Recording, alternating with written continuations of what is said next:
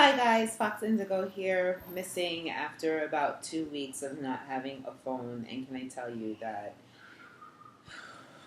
it really sucks.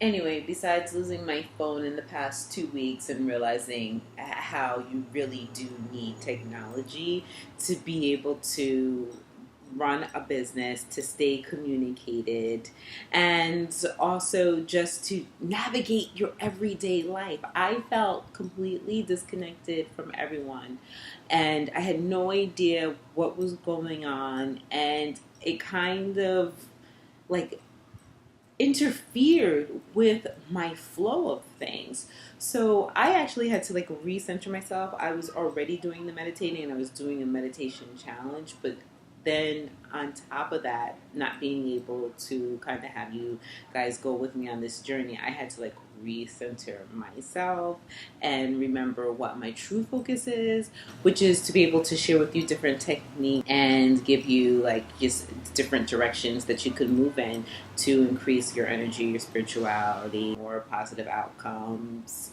all that good mojo. Anyway, so after being gone for 2 weeks and having a new phone, I found out that someone that I had went to high school with, we weren't close best friends, but they murdered their mother and their sister and friend and attacked a fourth person who was able to get away. And for me, I was really shocked. Oh, are you kidding me? And I hate to say this, but this is not the first time I've known someone from high school who ended up being a murderer, and they've all been men. And that actually led me to this topic that I want to talk about now, which is mental health, but mental health, men in mental health, and in particular, black men in mental health. I think that it's very taboo for us not to talk about things like this in the black community, and it's really important because a lot of us, with what's going on, just we know about the industrial prison system. We know, about police brutality. We know about jobs and just the inequality that is every day. And it's the same with mental health, and especially with men. They're facing so much in every angle that they need our support more than ever. And I think it's time for us to have a real discussion about what we can do as individuals when it comes to men with mental health. One, the biggest thing is men need to start supporting other men and teaching them that it is okay to express what is going on internally. It does not make you weak. What makes you weak is holding on to these things and then cracking, having a mental breakdown, and killing and harming those who are closest to you. That is being weak. And I think we even live in this world across the board, no matter what your race is, when it comes to men being machismo and tough and having hearts of stone.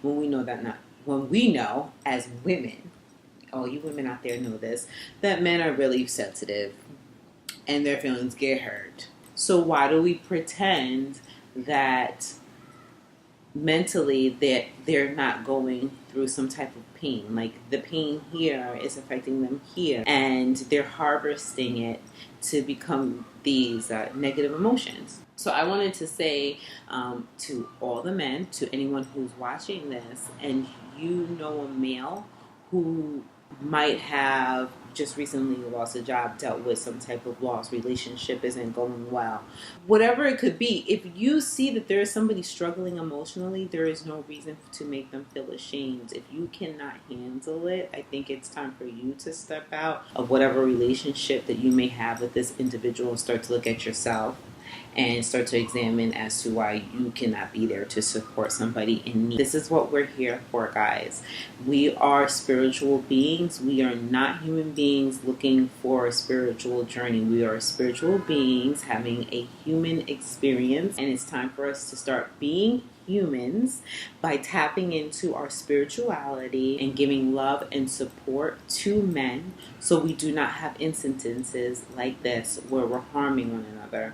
I urge any male, any person, but since we're talking about men, I urge any male to seek some type of assistance, help, just even if it's someone just listening to you. I'm not saying that you have to go to a therapist, but find someone that you can console in, that you trust, that will hear you out, that will give you good advice, not like Uncle Ray Ray, who lives on the first floor, who has been smoking crack his whole life, has like 4 baby mamas, and he's 52 with a 23-year-old girlfriend who's now pregnant with twins. No, not Ray Ray. You want to talk to like Uncle Milton, who may be, on his second wife, and realize that his first relationship, where he was not there for, I don't know, his woman or his family, now he's in a second marriage, and he realizes that to be a strong man is to be vulnerable.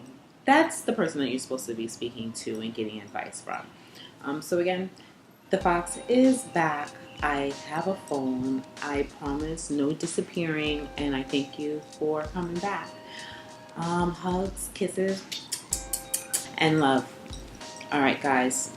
Take care of one another.